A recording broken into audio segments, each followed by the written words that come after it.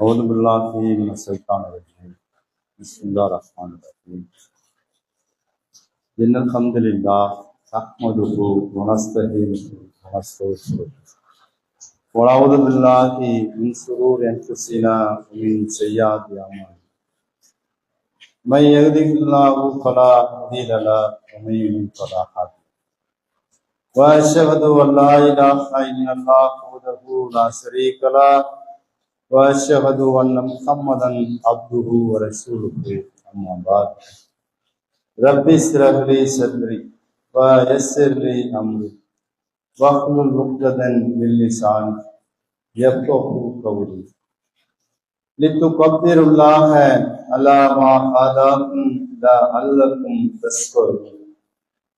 இஸ்லாம் என்கிற நேரான மார்க்கத்தை நமக்கு வழங்கிய அல்லாஹுவை பெருமைப்படுத்தியவனா, அவனது அன்பும் அருளும் வற்றா பெரும் கருணையும் அவனது இறுதி தூதர் முஹம்மது ரசூலுல்லாஹி ஸல்லல்லாஹு அலைஹி வஸல்லம் அவர்கள் மீது, அவர்களுடைய உற்ற தோழர்கள் தோழியர்கள் மீதும், ஜும்மாவுடைய நாளில் கடமையான வணக்கத்தை நிறைவேற்றுவதற்காக குழுமியிருக்கக்கூடிய நம் அனைவர் மீதும் அல்லாஹுவின் பேரருள் நின்று நிலவட்டுமாக என்று பிரார்த்தனை செய்து கண்ணியத்திற்குரிய அருமை சகோதரர்களே, தாய்மார்களே,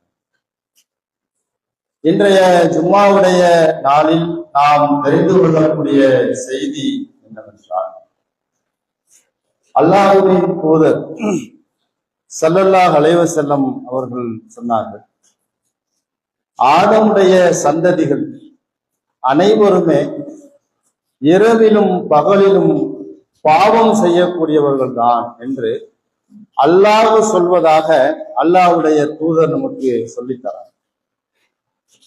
இந்த பாவம் செய்கிற விஷயத்துல மனிதர்கள் யாரும் தப்பியவர்கள் கிடையாது. அனைவருமே பாவங்களுக்கு உட்பட்டவர்கள் தான். பாவம் செய்யாத எந்த மனிதரையும் நாம உலகத்துல பார்க்க முடியாது, நபிமார்கள் உட்பட. இந்த பாவமான காரியங்கள்ல மனிதன் செய்யக்கூடிய பாவங்களை இஸ்லாம் 3 விதமாக பிரிக்கின்றது. முதலாவது என்னன்னு சொன்னா, நாம அல்லாஹ்வுக்கு செய்கிற பாவம். இந்த பாவம் சம்பந்தமாக அல்லாஹ் திருமறை குர்ஆனில் சொல்லுகிறான், வஸ்தக்ஃபிருல்லாஹ இன்னல்லாஹ கான கஃபூரர் ரஹீமா. அல்லாஹ்விடம் பாவ மன்னிப்பு தேடுவீராக, அல்லாஹ் மன்னிப்பவனாக நிகரற்ற அன்புடையவனாகவும் இருக்கின்றான் என்று அல்லாஹ் சொல்லுகிறான். நாம செய்யற பாவங்களை அல்லாஹ் என்ன செய்கிறான், நான் மன்னிக்க தயாரா இருக்கிறேன், என்னிடத்துல நீங்க பாவ மன்னிப்பு கேளுங்க அப்படின்னு அல்லாஹ் திருமறை குர்ஆனில் சொல்லுகிறான். இது சம்பந்தமாக ஏராளமான செய்திகள் நிறைய மார்க்க அடிப்படையில் ஏராளம் குவிந்திருக்கின்றது. இந்த சபையில நாம தெரிந்து கொள்ளக்கூடிய செய்தி என்னன்னு சொன்னா, மனிதர்களாகிய நாம பிற மனிதர்களுக்கு பாவம் செய்யக்கூடிய மக்களாக இருக்கும். அப்படி பாவம் செய்தோம்னு சொன்னா நாம அதற்கு பரிகாரம் தேடக்கூடிய ஒரு மனப்பக்குவத்தை நாம் ஏற்படுத்திக் கொள்ள வேண்டும். அவரிடத்துல மன்னிப்பு கேட்க வேண்டும், இல்லை என்று சொன்னா வேறு விதமான பரிகாரத்தை தேட வேண்டும். இன்னொரு பாவம் என்னன்னு சொன்னா, பிற மனிதர்கள் நமக்கு செய்யக்கூடிய பாவம். இந்த பாவத்துல மார்க்கம் நமக்கு என்ன வழிகாட்டுறதுன்னு சொன்னா, உனக்கு ஒரு மனிதன் பாவம் செய்துட்டானா உனக்கு உள்ளம் பாதிக்கப்படுது, பாதிக்கத்தான் படும், இல்லைன்னு சொல்ல முடியாது. ஆனால் மார்க்கம் நமக்கு வழிகாட்டுகிறது, பிறருடைய பாவங்களை நீங்கள் மன்னியுங்கள் என்று நம்முடைய மார்க்கம் நமக்கு வழிகாட்டுகிறது.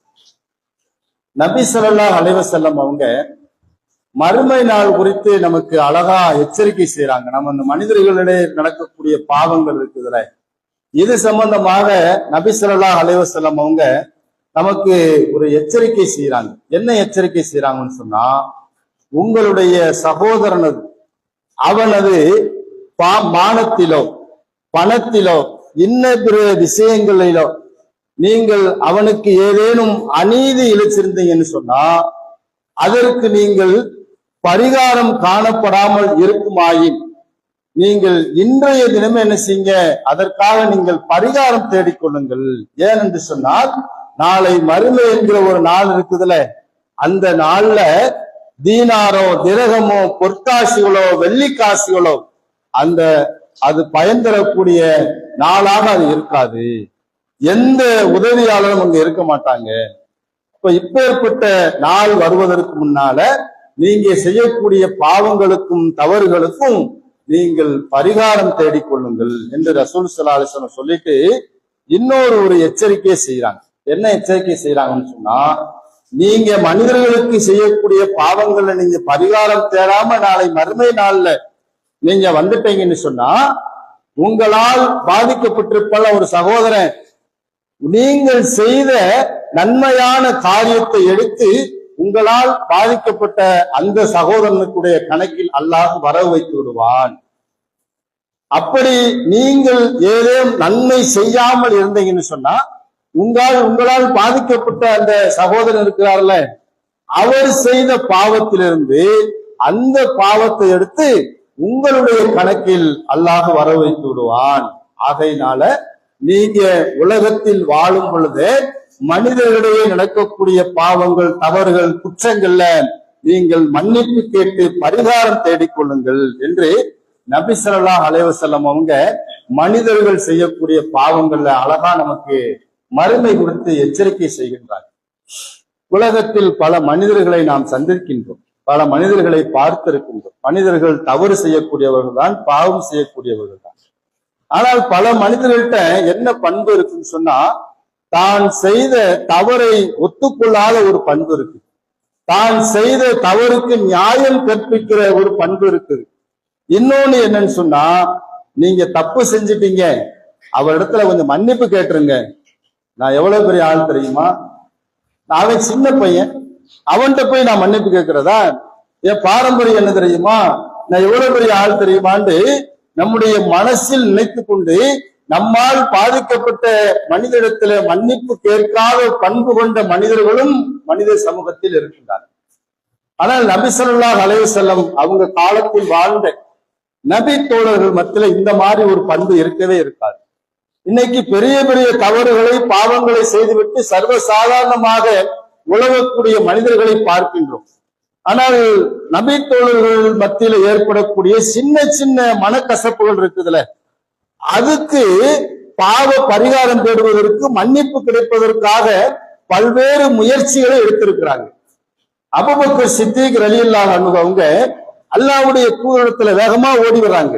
அல்லாஹ்வின் தூதரே, எனக்கும் உமர் அவர்களுக்கும் ஒரு விவாதம் வாக்குவாதம் ஏற்பட்டுச்சு. அதுல நான் என்ன செஞ்சுட்டேன், கொஞ்சம் கோபப்பட்டு உமரை நோக்கி என்ன சொல்றீங்கன்னு நான் கொஞ்சம் முந்தி அடிச்சு போயிட்டேன். நான் பாவம் செஞ்சுட்டேன், நான் செய்த தவறை நான் உணர்ந்து என்ன செஞ்சேன், நான் உமரிடத்துல மன்னிப்பு கேட்டேன். இந்த பண்பு நமக்கு, நம்ம தவறு பாவம் செய்யும் பொழுது அல்லாஹ் நம்மளுக்கு உணர்த்துவான், நீ செய்யறது தப்பு, நீ பேசுறது தப்பு அப்படின்னு அனைத்து மனிதர்களுக்கு அல்லாஹ் உணர்த்துவான். ஆனா உணர்த்தும் பொழுது அந்த தவறுக்கு பரிகாரம் தேட வேண்டும். அபூபக்கர் தேடினார். உமர் இடத்துல பாவம் மன்னிப்பு கேட்கிறாங்க, உமரை என்னை மன்னிச்சிருங்க. உமர் என்ன செஞ்சாங்க, நான் மன்னிக்க மாட்டேன்னு சொல்லிட்டு போயிட்டாங்க. நேரா ரசூலாட்ட வந்தவங்க ரசூலா சொல்றாங்க, உமர் மன்னிக்காம போயிட்டாரு. இப்ப ரசூலா சொன்னாங்க, அபூபக்கரே அல்லாஹ் அவங்கள மன்னிப்பான் அப்படின்னு நடந்துகிட்டு இருக்கும் பொழுது இந்த பக்கம் உமர் ரலியல்லாஹு அன்ஹு அவங்க நேரா அவருக்கு மனமாற்றம் ஏற்படுது. அபூபக்கரை மன்னிப்பு கேட்டாங்க, நம்ம மன்னிக்காம வந்துட்டோம், அவங்கள மன்னிச்சிருக்கலாமே அப்படின்ட்டு நேரா அபூபக்கருடைய வீட்டுக்கு போறாங்க. மன்னிக்கிற தன்மை ஏற்படுது பாருங்க. ஒரு விஷயத்துல பல செய்திகள் நமக்கு இருக்கிறது. மன்னிக்கிற தன்மை அவங்களுக்கு ஏற்பட்டு வீட்டுக்கு போறாங்க. அப்போ அங்க அபூபக்கர் அவர்கள் இல்லை, நேரா ரசூலாட்ட வராங்க. இங்க ரசூலா உமர் அவங்க நேரா வர்றாங்க. அந்த செய்தி எப்படி வருதுன்னா, உமர் அவர்களை நபிகளார் பார்க்க பார்க்க நபிகளாருக்கு அப்படியே முகமெல்லாம் சிவக்குது. அபூபக்கர் மன்னிப்பு கேட்டு நீங்க மன்னிக்க மாட்டீங்களான்ற ஒரு வேகத்துல ரசூலா அப்படி கோபமா இருக்கிறாங்க. அபூபக்கர் என்ன செய்யறாங்கன்னு சொன்னா, நபிகளார் உட்கார்ந்து இருக்கிறாங்க, அவங்களுடைய மடியின் மீது ஒரு முட்டுக்காலை வச்சு ரசூலாட்ட கெஞ்சுறாரு, அல்லாஹ்வுடைய தூதரை நீங்க கோவப்படாதீங்க, நான் தான் தப்பு செஞ்சுட்டேன், உமர் மேல தப்பு இல்லை அப்படின்னு ரசூலாவை ஆசுவாசப்படுத்துறாங்க. ஏன்னா நபிகளார் எதுவும் கோவப்பட்டு மேற்கொண்டு நம்மள காயப்படுத்திடாம இருக்கணும் அப்படின்னு ரசூல்லா அபூபக்கர் அவங்க அப்படியே பவ்யமா கொஞ்சம் கோவப்படாதீங்க அப்படின்னு சொன்ன உடனே அப்பதான் விஷயத்தை ரசூல்லா புரிஞ்சுக்கிட்டு அல்லாஹ்வுடைய ஒரு செய்தியை சொல்றாங்க. மக்களே, நான் அல்லாஹ்வுடைய சத்தியத்தை உங்களிடத்துல நான் கொண்டு வந்தேன், நீங்கள் அனைவரும் என்னை பொய்யன் என்று சொன்னீர்கள், ஆனால் அபூபக்கர் அவர்களோ நீங்கள் உண்மை சொன்னீர்கள் என்று சொன்னார். அதோடு மட்டும் இல்லாம இந்த இறை மார்க்கம் இந்த பூமியில் நிலைநிறுத்துவதற்காக தன்னையும் தன் செல்வத்தையும் இதற்காக அர்ப்பணித்தார். இடத்திலே பணிவோடு நடந்து கொண்டார் அபூபக்கர். என்னுடைய தோழரை நீங்க மன்னிக்க மாட்டீங்களா அப்படின்னு அல்லாஹ்வுடைய முந்தைய காலங்களில் அபூபக்கர் அவர்கள் செய்த அந்த நற்செயலை சொன்ன உடனே அங்க ஒரு பெரிய மனமாற்றம் ஏற்படுது. அதற்கு பிறகு நம்ம ஹதீஸ்ல பார்க்கின்றோம், இந்த ரசூலுல்லாஹ் சொன்ன இந்த செய்திக்கு பிறகு நாங்கள் அபூபக்கர் அவர்கள் நோகும் விதமாக நாங்கள் ஒரு காலத்தை நாங்கள் நடக்க மாட்டோம், அபூபக்கர் நோய்வினை செய்யப்படாம இருந்தாங்க அப்படிங்கிற செய்தியை நாம் வரலாற்று சம்பவமாக பார்த்தோம். அபூபக்கர் அவர்களுக்கும் உமர் அவர்களுக்கும் என்ன பிரச்சனை, இவர்கள் ஏன் கோவப்பட்டாங்க சொல்லல, ஆனா இரண்டு பேரும் வாக்குவாதம் செஞ்சாங்க. அதுல அபூபக்கர் அவர்கள் கோவப்பட்டார்கள், உமர் அவர்கள் பாதிக்கப்பட்டார்கள். சின்ன விஷயம்தான், சின்ன விஷயத்திற்காக உமருடைய மன்னிப்பை நாம் பெற வேண்டும் என்பதற்காக அபூபக்கர் அவர்கள் எவ்வளவு முயற்சி எடுத்தார்கள். இந்த முயற்சி நம்ம இடத்துல வேண்டும். உமர் அவர்களும் அபூபக்கர் ஏதோ தெரியாம நம்மளை பேசிட்டாங்க, அவங்கள மன்னிக்கணும் ஓடி வந்தார்ல, இந்த பண்பு நம்ம இடத்துல வரணும். நாம தவறு செஞ்சுட்டா மன்னிப்பு கேட்கிற பண்பு நமக்கு வரணும். பிறர் நமக்கு தப்பு செஞ்சுட்டா அவர்களை மன்னிக்கிற பண்பு நமக்கு என்ன செய்யணும், ஏற்படணும் அப்படிங்கிற செய்திய இந்த வரலாற்று சம்பவம் நமக்கு நினைவுபடுத்துகிறது. இந்த செய்தியில நாம தப்பு செஞ்சா பிறர்கிட்ட மன்னிப்பு கேட்கணும். அதே போல பிறர் நமக்கு ஒரு காயத்தை, சங்கடத்தை, பாவத்தை செஞ்சிருப்பாங்க. அப்படி செய்யும் பொழுது நமக்கு கோபம் குப்பளிக்கும், ஒரு மாதிரி வருத்தமாவே இருப்போம், மன வருத்தம் ஏற்படும், மன உளைச்சல் ஏற்படும். இப்படி பேசிட்டானே, இப்படி செஞ்சுட்டானே அப்படின்னு நமக்கு ஏற்படத்தான் செய்யும். அப்படி ஏற்பட்டாலும் நீங்க என்ன செய்யணும் அப்படிங்கிறத அல்லாஹ் திருமறை குர்ஆன்ல அழகா சொல்லி காட்டுகிறான். அவர்கள் செழிப்பிலும் வறுமையிலும் நல்வழியில் செலவிடுவார்கள். யார் நல்லடியார்கள் கஷ்டமான நேரத்துல அவங்க என்ன செய்வாங்க, செலவிடுவாங்க. சொல்லிட்டு அடுத்து அல்லாஹ் சொல்றான், வல் ஹாலிமீனல் கைல வல் ஆஃபீன அனின் நாஸ் வல் ஆஃபி அப்படின்னு அல்லாஹ் சொல்லிட்டு அல்லாஹ் சொல்றான், கோபத்தை மென்று விழுங்குவார்கள். பிறர் செஞ்ச தவறுனால, பாவத்தினால உங்களுக்கு கோபம் ஏற்படும். கோபம் ஏற்பட்டாதான் மனுஷன். கோபம் ஏற்படும் சொன்னா மனுஷன் கிடையாது, கோபம் ஏற்படும். அப்படி கோபம் ஏற்படும் பொழுது நல்லடியார்கள் என்ன செய்வாங்கன்னு சொன்னா கோபத்தை மென்று விழுங்குவார்கள். அடுத்த அந்த வசனத்தில் அல்லாஹ் சொல்லுகிறான், மக்களை மன்னிப்பார்கள்.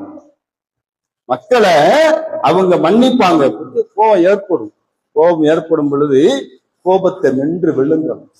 சில பேரு கோபத்துல பயங்கரமா சண்டை போட்டுருவார். இவரும் பதிலுக்கு சண்டை போட்டு அடிதடியாகி ஸ்டேஷனுக்கு போய் எஃப்ஐஆர் போவேன், கேஸ் பதியும் பொழுது நாங்க சமாதானமா போய்க்கிறேன், நான் பொறுமையா போய்க்கிறேன் அப்படின்னு அப்ப வசனம் பேசுவேன். அப்படி பொறுமையா போறது பிரச்சனை விஷயம் இல்லை. எப்ப பொறுமை வரணும்னு சொன்னா கோபத்தின் ஆரம்பத்தில் நமக்கு பொறுமை ஏற்படும். கோபத்தை மென்று விழுங்குங்கள். அல்லாஹ் அந்த வாசகத்தை கவனிங்களேன். கோபப்படாதீங்கன்னு சொல்றது ஒரு விஷயம். கோபத்தை மென்று விழுங்கு. கோபம் ஏற்படும், அமுத்து. நீ கோபப்படாத, உனக்கு தப்பு செஞ்சுட்டானா, பாவம் செஞ்சுட்டானா, நீ பாதிக்கப்படியா, அவனை நீ மன்னிச்சு பழகு அப்படின்னு அல்லாஹ் அந்த வசனத்துல சொல்லிட்டு அடுத்து சொல்லுகிறான், நன்மை செய்வோரை அல்லாஹ் நேசிக்கின்றான் என்று அல்லாஹ் தன்னுடைய திருமறை குர்ஆன்ல நல்லடியார்கள் எப்படி நடந்து கொள்வாங்க அப்படிங்கறத அல்லாஹ் சொல்லுகிறார். இந்த வசனத்துல நமக்கு இதை உண்மைப்படுத்தும் விதமாக நபிமார்களும் நபி தோழர்களும் அவர்கள் வாழ்வில் ஏற்பட்ட, அவர்களுக்கு ஏற்பட்ட புண்ணான காரியங்கள், அவர்களுக்கு ஏற்பட்ட துரோகம், நம்பிக்கை துரோகம், கொலை போன்ற பாதக செயலையே அவர்கள் மன்னித்த வரலாறு இஸ்லாத்தில் ஏராளம் இருக்கின்றன.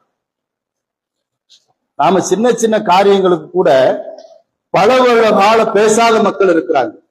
உடன் பிறந்த தம்பி, உடன் பிறந்த அக்கா, சொந்த உறவுக்காரு, அத்தா ஏதோ சொல்லிட்டாரு, ஏதோ செஞ்சுட்டாரு சொல்லி அவர்கிட்ட பேசாம இருக்கிற பிள்ளைகள் ஏதோ செஞ்சுட்டாங்க, அறியாமலே செஞ்சுட்டாங்க அப்படின்ற நேரத்துல அதையும் பகிர்ந்து கொள்ளாத பல வருடங்கள் பேசாத பெற்றோர்கள் இருக்கிறாங்க. இப்படி மனிதர்களுடைய தவறுகளை மன்னிக்காத மனப்போக்குவம், இப்படி சின்ன சின்ன குடும்பத்தில் ஏற்படக்கூடிய அசௌகரியங்களினால் மனம் வேதனைப்பட்டு நாம் உறவுகளால் நாம் பிரிந்து இருக்கிறோம். மனிதர்களை மன்னிக்க நமக்கு மனம் வர மறுக்கின்றது. ஆனால் திருமறை குர்ஆனையும் ஹதீசுகளையும் நாம் புரட்டினோம் என்று சொன்னால் மிகப்பெரிய பாரதூரமான விஷயங்களை அவர்கள் மன்னித்திருக்கிறார். திருக்குர்ஆன்ல அத்தியாயம் 12 யூசுப் என்கிற ஒரு அத்தியாயம் இருக்கின்றது. அந்த அத்தியாயத்துல 119 வசனம் இருக்குது. அந்த 119 வசனத்துல 110 வசனம் வரைக்கும் நபி யூசுப் அலைஹிஸ்ஸலாம் அவர்கள் குறித்தும், அவருடைய தகப்பனார் யாக்கூப் அலைஹிஸ்ஸலாம் அவர்கள் குறித்தும், யூசுப் அலைஹிஸ்ஸலாம் அவருடைய சகோதரர்கள் குறித்தும், இன்னொரு தாயாருடைய சகோதரர் 11 நபர்கள் குறித்தும் ஒரு நீண்ட நெடிய வரலாறு அல்லாஹ் பேசுவான். ஒரு நீண்ட நெடிய வரலாறு. சிறு பிராயத்திலிருந்து யூசுப் அலைஹிஸ்ஸலாம் வளர்ந்து வாலிபமாகி ஒரு அருகில் இருக்கக்கூடிய நாட்டில ஒரு அமைச்சர் பதவிக்கு வரக்கூடிய அளவிற்கு அந்த வரலாறு முழுவதும் அல்லாஹ் பேசும். அந்த வரலாற்றுல ஒரு சம்பவம் நடக்கும். என்ன சம்பவம் நடக்கும்னு சொன்னா, யாக்கூப் அலைஹிஸ்ஸலாம் அவங்களுக்கு 2 மனைவி. ஒரு மனைவி பிள்ளைங்க யூசுப் அலைஹிஸ்ஸலாம் அவங்களுடைய சகோதரர். இன்னொரு மனைவிக்கு 11 பிள்ளைகள் இருக்கிறாங்க. இப்படி இருக்கும் பொழுது இந்த மாற்றான் தாய் பிரச்சனையில யூசுப் அலைஹிஸ்ஸலாம் அவங்களுக்கும் 11 பிள்ளைகளுக்கும் ஒரு காழ்ப்புணர்ச்சி ஏற்படுது. என்ன காழ்ப்புணர்ச்சி ஏற்படுதுன்னு சொன்னா, அல்லாஹ் அதெல்லாம் பேசுறான் அந்த வசனத்துல. அந்த 11 பேர் உட்கார்ந்து மசூரா பண்றாங்க. என்ன மசூரா பண்றாங்க? நம்முடைய தந்தை யாக்கூப் இருக்கிறார்ல, அவர் வழிகேட்டில் இருக்கிறார். என்ன வழிகேட்டில் இருக்கார்? அல்லாஹ் மறுத்துட்டாரா? இல்ல, அவர் வழிகேட்டில் இருக்கிறார். என்ன வழிகேட்டில் இருக்கிறார்? நம்முடைய தந்தைக்கு இந்த யூசுப்பின் மீதும் அவருடைய சகோதரன் மீதும் தான் அளப்பரிய பாசம் இருக்கிறது. நாம ஒரு பெரிய கூட்டமா ஒரு 11 பேர் இருக்கிறோம், நம்மள அவர் கண்டுக்கிறதே இல்லை, நம்ம மீது பாசம் செலுத்துறதே இல்லை, நம்ம மீது அக்கறையே இல்லை அவருக்கு. அப்ப நம்முடைய தந்தை நம் மீது பாசம் செலுத்த வேண்டும் என்று சொன்னால் நாம என்ன செய்யறதுன்னு ஒரு மசூரா நடத்துறாங்க.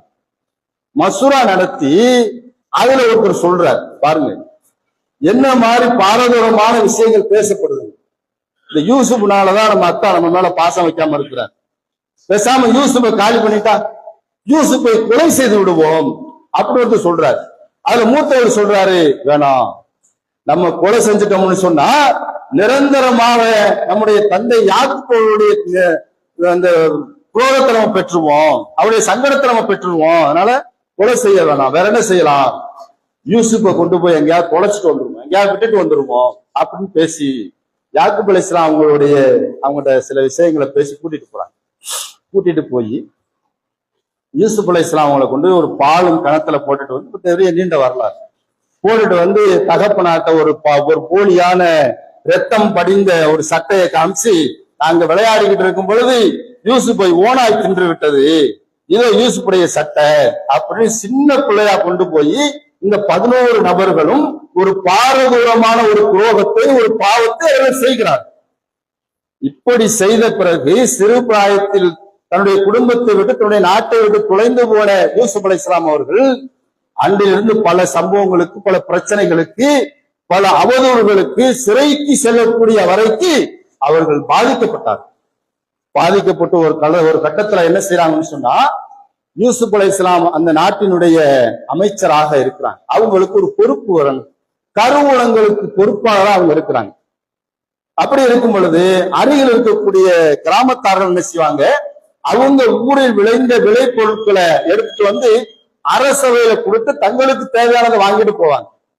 அந்த மாதிரி இருக்கும் பொழுது யாக்கூப் அலைஹிஸ்ஸலாம் என்ன செய்யறாங்க, தன்னுடைய பிள்ளைகளுக்கு சொல்லி அனுப்புறாங்க, இந்த மாதிரி நீ அரசவைக்கு போங்க, அங்க நம்ம தானியம் கம்மியா தான் இருக்குது, நீங்க அங்க பெரிய பஞ்சத்துல இருக்கிறோம் அப்படின்னு சொல்லி நிறைய தானியங்களை வாங்கிட்டு வாங்கன்னு சொல்லி அனுப்புறாங்க.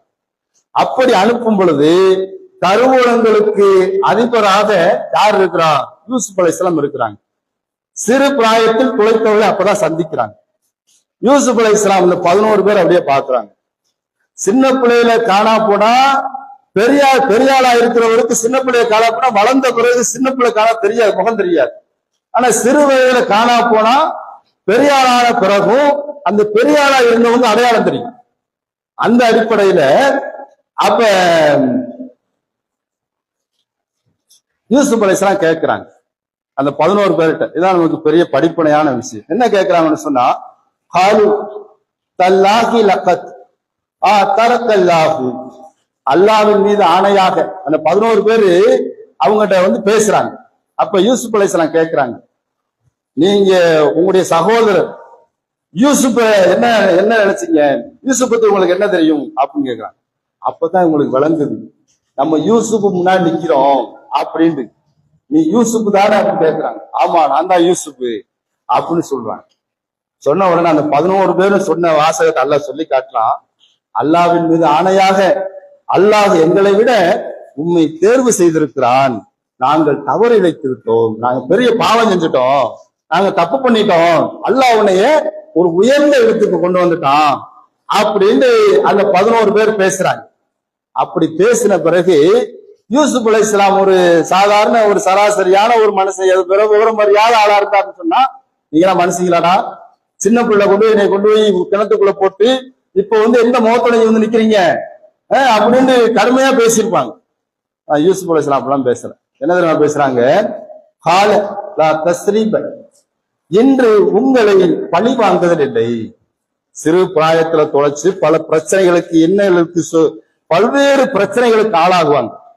இவ்வளவு துயரங்களை மன்னிக்கிறாங்க. இன்று உங்களுக்கு உங்களை பழி வாங்குதல் இல்லை அப்படின்னு சொல்றாங்க. சொல்லிட்டு சொல்றாங்க, அல்லாஹ் உங்களை மன்னிப்பான், நானும் என்ன செஞ்சுட்டேன், உங்களை தண்டிக்க மாட்டேன், உங்களை மன்னிச்சுட்டேன், அல்லாஹ் உங்களை மன்னிப்பான் அப்படின்னு சொல்லிட்டு சொல்றாங்க.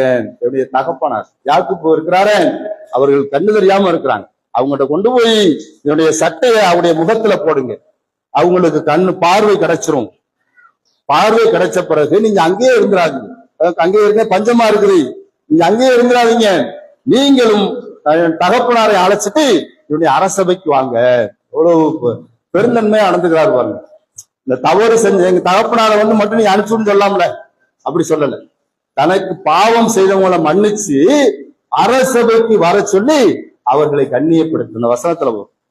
யூசுப் தன்னுடைய சகோதரர்களையும் தன்னுடைய பெற்றோர்களை கண்ணியப்படுத்தினார் அப்படிங்கிற செய்தி யூசுப் என்கிற அந்த அத்தியாயத்தில் அல்லாஹ் நெடுக பேசுவார். இந்த செய்தி நமக்கு எதை உணர்த்துகிறது?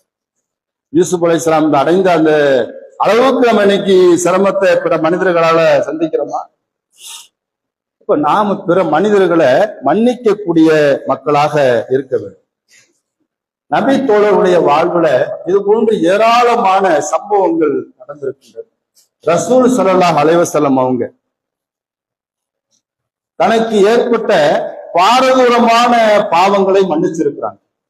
அப்படி மன்னித்த ஒரு சம்பவம் தான் ஒரு சம்பவம். என்னன்னா, உஹது போர்க்களத்துல ஹம்சா ரலியல்லாஹு அன்ஹா அவர்கள் எதிரிகளால சூழ்ச்சிகளால் சூழ்ச்சிகள் செய்யப்பட்டு கொல்லப்படுறார். பகசி என்பவரை வந்து மக்கா காஃபிர்கள் அதாவது போர்க்களத்துல எதிருக்கு எதிராக சண்டையிட்டு ஒருவரை வந்து கொள்வது என்பது அது போர் நடவடிக்கை. ஆனா வஞ்சகமாக பகசி என்ன செய்யறாங்க, மக்கா காஃபிர்கள் தயார் செய்து அவரை வந்து உன்னுடைய டார்கெட்டை என்னன்னு சொன்னா போர் டார்கெட் இல்லை, ஒரே டார்கெட் என்னன்னு சொன்னா நீ ஹம்சாவை காலி பண்ணணும். அப்போ ஹம்சாவை இவர் குறிவைத்து காலி பண்றார். காலி பண்ணிட்டு அந்த போர்க்களத்துல ஹம்சா ரலியல்லாஹு அன்ஹு அவங்க குற்றுயிரும் குலையுருமாக உடலெல்லாம் சிதைக்கப்பட்டு அவங்க அங்க கிடக்குறாங்க. ரசூல் ஸல்லல்லாஹு அலைஹி வஸல்லம் அதை பார்த்துட்டு கண்ணீர் வடிக்கிறாங்க. அவங்க ஹம்சா ரலியல்லாஹு அன்ஹு அவங்க சிறிய தந்தையா இருக்கிறாங்க. அவர்கள் மீது அதிக பாசமும் பற்றும் கொண்டவங்களா ரசூலா இருந்தாங்க. பெரிய நேசம் வச்சிருப்பாங்க ஹம்சா அவர்கள் மீது. அப்ப தன்னுடைய சிறிய தந்தை இப்படி குற்றம் குலையரமா கிடக்கும் பொழுது பஞ்சகமாக கொலை பண்ணிருக்கிறாங்க அப்படின்ற செய்தி அவங்களுக்கு கிடைச்ச உடனே இப்ப ரசூலா சொல்றாங்க, கண்ணீர் மழுக சொல்றாங்க, ஹம்சாவை கொலை செய்ததற்கு என்னுடைய சிறிய தந்தை ஹம்சாவை கொலை செய்ததற்கு பகரமாக மக்கா காபிர்களை 70 நபர்களை நான் என்ன செய்வேன், நான் பழி வாங்குவேன் அப்படின்னு ரசூலா கோபத்துல கடுமையா பேசுறாங்க, கோபம் கொப்பளிக்க பேசுறாங்க. அப்ப அல்லாஹ் அதை ஏத்துக்கிறான், அல்லாஹ் அதை மறுக்கிறான். உங்களுக்கு கோபம் ஏற்படும் நியாயம்தான், உங்களுக்கு பாதிப்பு ஏற்பட்டிருக்கு, கோபம் வருவது நியாயம்தான். அப்படி கோபம் ஏற்பட்டால் உங்களுக்கு ஏற்பட்ட பாதிப்பு அளவுக்கு தான் நீங்க எதிரிகளை தண்டிக்கணும். நீங்க வரம்பு என்ன செய்யக்கூடாது, தண்டிக்க கூடாது அப்படின்னு அல்லாஹ் திருமறை குர்ஆன்ல வசனத்தை இறக்குறான். நீங்கள் தண்டிப்பதாக இருந்தால் நீங்கள் துன்புறுத்தப்பட்ட அளவுக்கு நீங்கள் தண்டியுங்கள். யாரையா நீங்க தண்டிக்கப்படணும் நீங்க செய்யணும்னு சொன்னா நீங்க எந்த அளவுக்கு பாதிக்கப்பட்டிருக்கீங்களோ அந்த அளவுக்கு நீங்க தண்டிங்க அப்படின்னு அல்லாஹ் வசனத்தை இறக்குறான். நீங்கள் பொறுமையை கடைபிடிச்சா பொறுமையாளர்கள அல்லாஹ் இருக்கிறான் அப்படின்னு அல்லாஹ் சொல்லக்கூடிய வசனத்தை இறக்குறான். இங்கிட்ட ஒரு புறம் பிற்காலத்துல இந்த வகுசியையும் இஸ்லாம் தழுவுகிறது.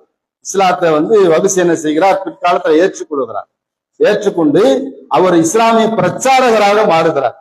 இஸ்லாமிய பிரச்சாரகராக மாறி பிந்தைய காலத்துல அவரே இந்த செய்தியை சொல்றாரு. என்ன சொல்றாரு, நான் உஹது போர்க்களத்துல ஹம்சாவை கொலை செய்வதற்காகவே நான் என்ன செய்யப்பட்டேன், ஏவப்பட்டேன். நான் ஒரு மலையடி வாரம் ஓரமா நான் ஈட்டியை கையில வச்சுட்டு உட்கார்ந்து இருந்தேன். எப்ப இந்த வழியா ஹம்சா ஒருவர் காலி பண்ண இருந்தேன், அந்த வழியா ஹம்சா வந்தாரு. என்னுடைய ஈட்டி அவருடைய மர்ம ஸ்தானத்தில் எரிஞ்சேன். அந்த அவருக்கு ஏற்பட்ட அந்த ஈட்டியை நான் எரிஞ்சதுனாலதான் அது அவருடைய மரணத்திற்கு காரணமா அமைஞ்சது. அப்ப அந்த மரணத்திற்கு பிறகு, அந்த சம்பவத்துக்கு பிறகு மக்கா காஃபிர்களோட என்ன செஞ்சுட்டேன், அங்க இருந்து மக்காவுக்கு வந்துட்டேன். மக்காவுல மக்கா வெற்றி கொள்ளப்படக்கூடிய அந்த நேரம் வரைக்கும் நான் அங்கதான் இருந்தேன். மக்கா வெற்றி கொள்ளப்பட்ட உடனே எனக்கு ஒரு பயம் வந்துருச்சு. மக்கா வெற்றி கொள்ளப்பட்டுருச்சு, நபிகளார் இங்க வந்தாங்கன்னு சொன்னா நம்ம நிலைமை என்ன ஆகுன்னு தெரியாது அப்படின்னு சொல்லி நான் தாயிப்புக்கு போயிட்டேன். தாயிப்புக்கு போய் அங்கு சில காலம் நான் இருந்தேன். அங்கு சில நேரம் இருந்துட்டு அங்க ஒரு தாவா குழு, அதாவது தூது குழுவை தாயிப் நகரத்துல இருந்து மதீனாவுக்கு அனுப்புறாங்க.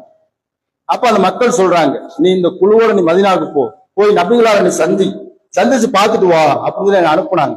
ஏன் அனுப்புறாங்கன்னு சொன்னா, தூது குழுவா போகும் பொழுது நபிகளார செய்ய மாட்டாங்க, ஒண்ணும் உங்களை செய்ய மாட்டாங்க, நீ போயிட்டு வா அப்படின்னு என்ன அனுப்பிச்சாங்க. நான் வந்தேன். அப்ப நபிகளாரை என்னை சந்திச்சாங்க. நபி ரசூல் ஸல்லல்லாஹு அலைஹி வஸல்லம் பார்த்த உடனே ரசூலா இடத்துல கேட்டாங்க, நீதானே வகுசி? ஆமா, நான் தான் வகுசி. நீதானே ஹம்சாவை கொலை செய்தாய் அப்படின்னு கேட்டாங்க. உண்மைதான், நான் தான் கொலை செஞ்சேன் அப்படின்னு நான் சொன்னேன். சொன்ன மாட்டத்துல ரசூலா என்ற ஒண்ணு கேட்டாங்க, ஹம்சா உன்னை பார்க்கும் பொழுது, அவன் மன்னிச்சுட்டாங்க, உன்னை பார்க்கும் பொழுது எனக்கு சிறிய தந்தை ஹம்சாவுடைய முகம் நினைவுக்கு வருது, நீ என்னுடைய பார்வை விட்டு மறைந்து கொஞ்சம் இருக்க முடியுமா அப்படின்னு என்ன கேட்டாங்க. நான் என்ன செஞ்சேன், அங்கிருந்து நான் கிளம்பி உடனே தாயிப்புக்கு போயிட்டேன். ரசூலாவுடைய மரணத்திற்கு பிறகு அபூபக்கர் அவங்க ஆட்சிக்கு வந்தாங்க. ஆட்சிக்கு வந்த பிறகு முசைலமா அப்படிங்கிற ஒருத்தர் என்ன செஞ்சா, தன்னை தூதர் என்று தன்னை அறிவித்துக் கொண்டான். அவனுக்கு எதிராக போர் தொடுப்பதற்காக காலித் பின் வலீத் அவனுடைய தலைமையில அபூபக்கர் ஒரு படையை அனுப்பிச்சு வச்சாங்க. அப்ப அந்த படையில போகும் பொழுது எனக்கு ஒரு நியத்து இருந்தது. என்ன நியத்து இருந்தது, நான் அநியாயமாக ஹம்சாவை கொலை செய்து விட்டேன், ஒரு நல்லடியாரை கொலை செஞ்சுட்டேன், அதற்கு பகரமா நான் ஏதாவது ஒரு பிராய்ச்சித்தம் தேடணும் அப்படின்னு இந்த முசைலமாவை நான் கொள்ள வேண்டும் அப்படிங்கிறதுக்காக இந்த காலித் பின் வலீத் அவனுடைய படையில நானும் சேர்ந்து அந்த போர்க்களத்துக்கு போனேன். எனக்கு ஒரு சந்தர்ப்பம் அமைஞ்சது. ஒரு செவற்று ஓரமா ஒருத்தன் என்ன செஞ்சான், குளிது பணிந்த தலையோடு ஒளிஞ்சு மறைஞ்சிருந்தான். நான் என்னுடைய ஈட்டி எடுத்து ஹம்சாவை எந்த ஈட்டியில நான் கொலை செய்தனோ அதே ஈட்டி அவன் நோக்கி நான் எறிஞ்சேன். அவனுடைய மார்பகத்தை நோக்கி எறிந்தேன். அவன் அதோடு மட்டும் இல்லாம ஒரு அன்சார் என்ன செய்தார், அவருடைய தலையில் வாளை வைத்து வெட்டினார். அதோடு அவன் கதை முடிஞ்சிருச்சு, அவர் தான் முசலிமா அப்படின்னு சொல்லக்கூடிய செய்தியை நாம் ஹதீஸ்ல பார்க்கிறோம். இந்த செய்திகள்லாம் எதுக்கு நமக்கு என்ன உணர்த்துன்னு சொன்னா, நாம் மனிதர்களாக வாழும் பொழுது பல்வேறு பாவங்கள் நாம் செய்வோம், அதுல மன்னிப்பு கேட்கணும். அதுல தன்னுடைய பிரஸ்டீஜ், நான் எவ்வளவு பெரிய ஆளு, நான் போய் அவர்கிட்ட கேட்கிறதா, அதெல்லாம் வெக்கப்பட வேண்டியது. சின்ன செயலா இருந்தாலும் சரி, பெரிய செயலா இருந்தாலும் சரி, மன்னிப்பு கேட்கணும். பிறர் நமக்கு ஏதேனும் ஒரு பாவத்தை செஞ்சுட்டாங்களா, ஒரு தப்பை செஞ்சுட்டாங்களா, நமக்கு கோபம் வரத்தான் செய்யும். கோபத்தை மென்று விழுங்கி பிற மனிதர்களை மன்னிக்கக்கூடிய மனப்பக்குவத்தை வளர்த்து கொள்ளக்கூடிய நன்மக்களாக அல்லாஹு ரப்புல் ஆலமீன் நம் அனைவரையும் ஆக்கி அருள வேண்டும் என்று பிரார்த்தனை செய்து எனது முதல் உரையை நிறைவு செய்கிறேன்.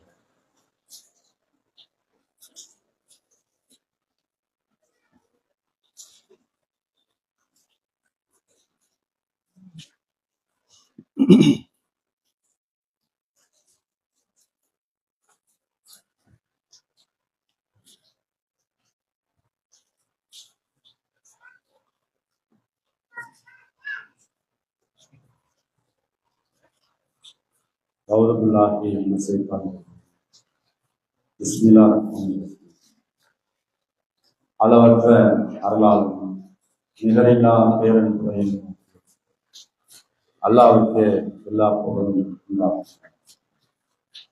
கண்ணியத்திற்குரிய அருமை சகோதரர்கள், இரண்டாவது முறையில் ஜும்மா சம்பந்தமாக நாம் மிக முக்கியமாக தெரிந்து கொள்ளக்கூடிய செய்தியை நாம் அறிந்து கொள்ள, ஜும்மா என்கிற இந்த நாளுக்கும் ஜும்மாவில் நாம் கலந்து கொள்ளும் பொழுதும் ஜும்மாவுடைய தொழுகையை நாம் தொழுகும் பொழுதும் ஜும்மாவுடைய உரையை கேட்பதற்கும் ஜும்மா முடிந்த பிறகு நாம் செய்யக்கூடிய காரியங்களுக்கும் இஸ்லாம் என்ன செய்கிறது? பல்வேறு வழிகாட்டுதலை நமக்கு காட்டித் தருகிறது, பல்வேறு நன்மைகளை நமக்கு அள்ளி தருகிறது. என்ன சொன்னா, மறுமையை நம்பி இருக்கக்கூடிய நமக்கு வணக்க வழிபாடுகள் மூலமா அதிகமான நன்மையை நமக்கு இஸ்லாம் கற்றுத் தருகிறது. இந்த ஜும்மா என்கிற இந்த வணக்க வழிபாட்டுல பங்கெடுக்கக்கூடிய நாம் ஒரு 2 காரியத்தை ரொம்ப கவனமா நம்ம மேற்கொள்ளணும். என்ன காரியம்னு சொன்னா, அத்தியாயம் 62 வசனம் 9, 10, 11 இந்த 3 வசனங்கள்ல அந்த அத்தியாயத்துக்கு பேரு சூரத்துல் ஜும்மா. அந்த 3 வசனங்கள்ல ஜும்மாவுடைய வணக்க வழிபாடுகள் சம்பந்தமா அல்லாஹ் பேசுறான். யா அய்யுஹல்லதீன ஆமனூ இதா நூதிய லிஸ்ஸலாத்தி மின் யௌமில் ஜும்ஆ. இறை நம்பிக்கை கொண்டோரே, வெள்ளிக்கிழமை ஜும்மா தொழுகைக்கு நீங்கள் அழைக்கப்பட்டால் அல்லாஹுவை நினைவு கூறுவதற்காக வாருங்கள் அப்படின்னு அல்லாஹ் கூப்பிடல, விரையுங்கள் அல்லாஹ் சொல்ற. நம்ம விரைஞ்சமா யோசிக்கணும்ல. ஒருத்தரை வாங்கன்னு சொல்றது ஒரு விஷயம் இருக்கு, விரையுங்கள் கிளம்புங்க அப்படின்னா முண்டி அடிச்சு ஓடி வாங்க நல்லா செய்யறான். இந்த ஜும்மாவுடைய தொழுகைக்கு அழைக்கிறான். அழைச்சிட்டு ஒரு சட்டத்தை அல்லாஹ் சொல்லி காட்டும். என்ன சட்டம்னு சொன்னா, விரைந்து செல்லுங்கள், வியாபாரத்தை விட்டு விடுங்கள், நீங்கள் அறிந்தவராக இருந்தால் இதுவே உங்களுக்கு சிறந்ததாகும் என்று அல்லாஹ் திருமறை குர்ஆனில் சொல்லி காட்டுகிறான். தொழுகைக்கு, ஜும்மாவுடைய தொழுகைக்கு நீங்க விரைந்து வரணும். அந்த ஜும்மாவுடைய நேரத்துல நீங்க வியாபாரத்தை விட்டுருங்க அப்படியே அல்லாஹ் ஒரு சட்டத்தை நமக்கு சொல்லி காட்டும். இந்த விரைந்து வருவது சம்பந்தமாக ரசூல் ஸல்லல்லாஹு அலைஹி வஸல்லம் அவங்க நமக்கு ஒரு செய்தியை பதிவு செய்யறாங்க. என்ன பதிவு செய்யறாங்கன்னு சொன்னா, ஜும்மாவுடைய நாளில் ஒவ்வொரு பள்ளி வாயில்ல, அந்த பள்ளிவாயுடைய வாசல்ல 2 மலக்குமார்கள் இருப்பாங்க. 2 மலக்குமார்கள் இருந்து கொண்டு ஜும்மாவுடைய முதல் நேரத்துல முதலாவதாக வருபவரிலிருந்து கடைசியாக வருபவர் வரைக்கும் அவர்கள் பதிவு செய்வாங்க. இந்த கடைசி எது வரைக்கும்னு சொன்னா, இமாம் மெம்பரில் ஏறி உரை நிகழ்த்துவதற்காக அமர்றாருல, இது வரைக்கும் அந்த மலக்குமார்கள் ஜும்மாவிற்கு வருபவர்களை பதிவு செய்து கொண்டே இருப்பார்கள். அதற்கு பிறகு வர்றவங்களுக்கு ரசூலா எதுவுமே சொல்லல, ஜும்மாவுக்கு வந்தவங்க தான் அப்படின்ற மாதிரி ஒரு தகவலை ரசூல் ஸல்லல்லாஹு அலைஹி வஸல்லம் நமக்கு கற்றுத்தர்றாங்க. இப்ப நாம ஜும்மாவுடைய வணக்கத்தை நம்முடைய தொழில்துறைகளை விட்டுட்டு அதற்காக நேரம் ஒதுக்கி ஒரு மணி நேரம் 3/4 மணி நேரம் நாம முயற்சி எடுக்கணும். அதுல இன்னும் கொஞ்சம் கூடுதலா ஒரு 1/4 மணி நேரம் நம்முடைய பள்ளிவாசல்ல 12:25க்கு பாங்கு வச்சிருக்கிறாங்க. நம்ம ஒரு 12:15க்கு நம்ம உள்ள வந்துட்டோம்னு சொன்னா அந்த வருகை பதிவேற்ற நம்ம என்ன செஞ்சிருவோம், நாம பதிவாயிரும். இப்ப நம்ம ஜும்மாவுக்கு வந்ததா கணக்காயும். சங்கடமான ஒரு விஷயம் என்னன்னு சொன்னா, ஜும்மா ஆரம்பிக்கும் போது 10 பேர், இப்ப பள்ளி முழுவதும் மக்கள் இருக்கு. அப்ப அல்லாஹ்வுடைய அந்த உத்தரவுகளுக்கு, அந்த சட்டத்திற்கு நாம மதிப்பு அளிக்காதவர்களா இருக்கிறோம். நன்மையை இழக்கக்கூடிய ஒரு தன்மையும் அந்த விஷயத்துல இருக்கு.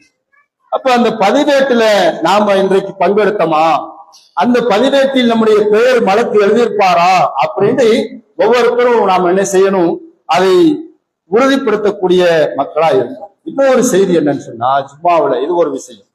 இன்னொரு விஷயம் என்னன்னு சொன்னா, ஜும்மாவுடைய நேரத்துல ரசூல் ஸல்லல்லாஹு அலைஹி வஸல்லம் அவங்க காலத்துல ஜும்மாவுல உரை நிகழ்த்திக்கிட்டே இருக்கிறாங்க. இது 11வது அத்தியாயத்துல 10வது வசனத்தை அல்லாஹ் பேசுறான். ஜும்மா தொழுகை முடிஞ்சிருச்சா, நீங்க தொழுகை நிறைவேற்றப்பட்டு விட்டால் நீங்கள் பூமியில் பரவி சென்று அல்லாஹ்வுடைய அருளை தேடுங்கள்.